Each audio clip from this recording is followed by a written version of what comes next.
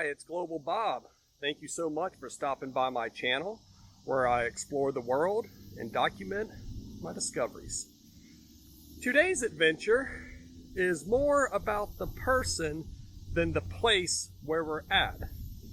Today's adventure is at the Van Fleet Trail, the General Allward Van Fleet Trail. The Van Fleet Trail is part of the Rails to Trails system, which is a national project where they take up old train tracks and put down pavement for people to enjoy. This particular track runs from Polk City, Florida to Mabel, which is in the area of Groveland. Come on, let's go on an adventure. General James Allward Van Fleet, and today we're going to learn who he was and the great accomplishments that he achieved. Now, if you're from Polk County, Florida, you know that you're proud to be from Polk County. Polk County is a great place to live, and we also have a lot of great people, but I never knew just how great General Van Fleet was. General Van Fleet was born in 1892. 1892 he was born. Now, he was technically not born in Florida. You see, his family lived in Florida, but they went up to New Jersey to escape the flu temporarily, and that's where his mom gave birth to him. But they were back down here in Florida. When General Van Fleet was born, he came from quite the pedigree. His great-grandfather was in the New York militia and fought against the British in the American Revolution. His father was in the Civil War. So he had quite the platform. Can you imagine being able to have a conversation with your grandfather and your father who fought in both of those wars, and then you go off and do great stuff? Van Fleet attended Summerlin Academy, which is in Bartow. And that is a military affiliated school, high school. I know a couple people that have graduated from there who also went off to do great things. So Summerlin Academy, he graduates and he heads off to West Point.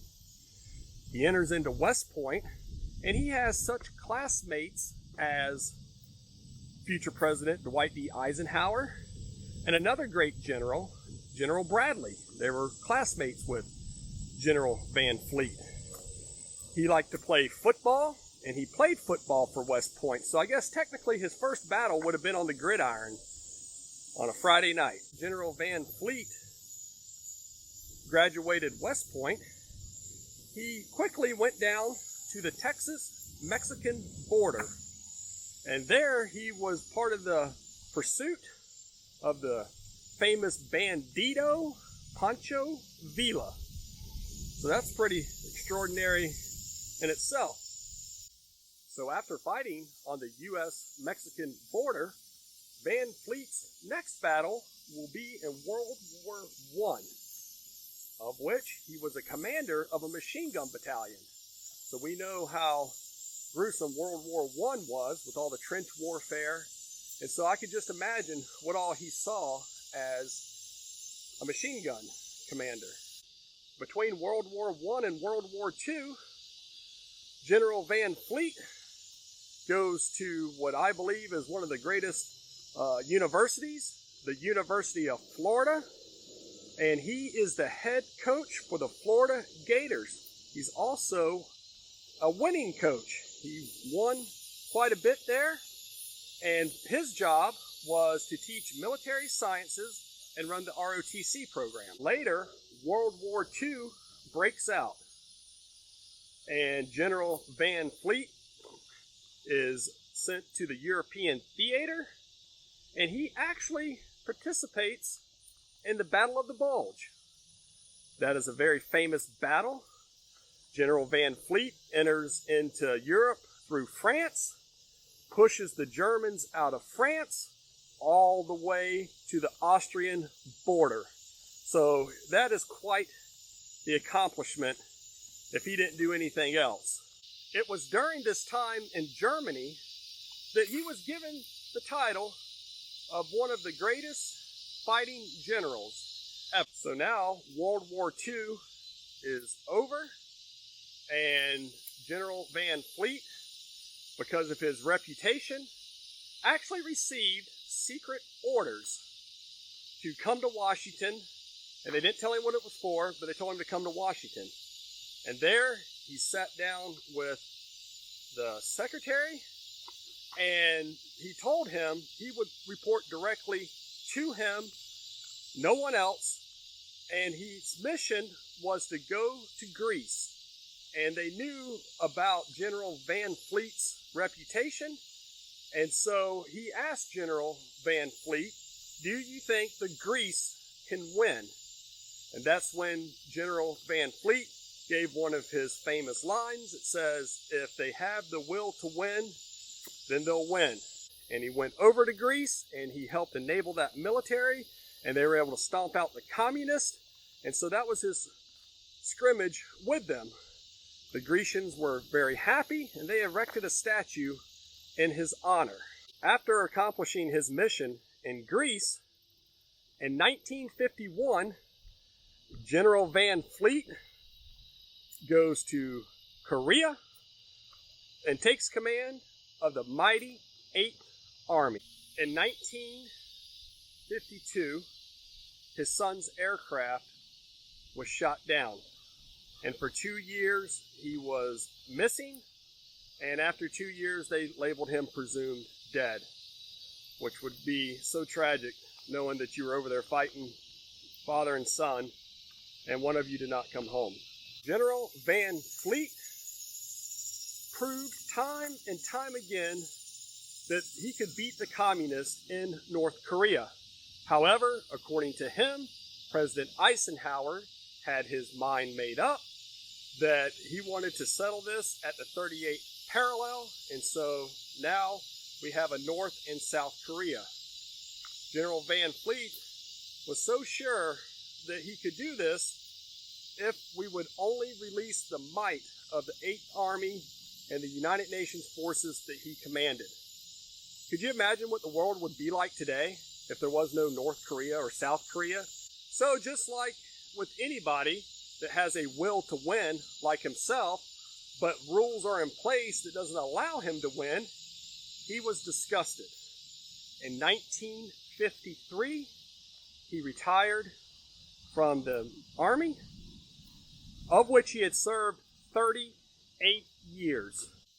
During his career, not only would General Van Fleet rise to the rank of a 4-star general, he would go on to earn the Distinguished Service Crosses, 3 Silver Stars, 3 Bronze Stars, and 3 Purple Hearts, and also his most coveted award, the Combat Infantryman's Badge.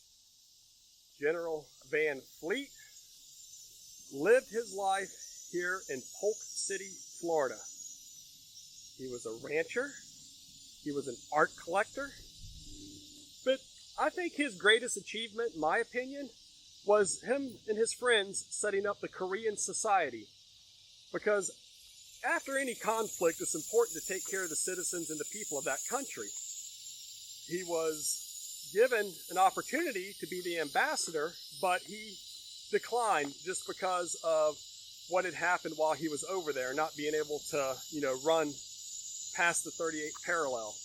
General Van Fleet would die here in Polk City, Florida, at the age of 100.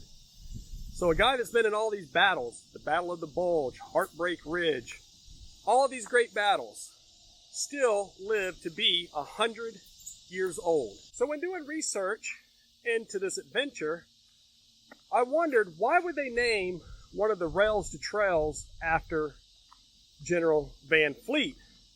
My only speculation is that they did so, one, because he was from Polk City, where this is where the trailhead for this is, but moreover, his father was the first person to set up a railroad in the state of Florida.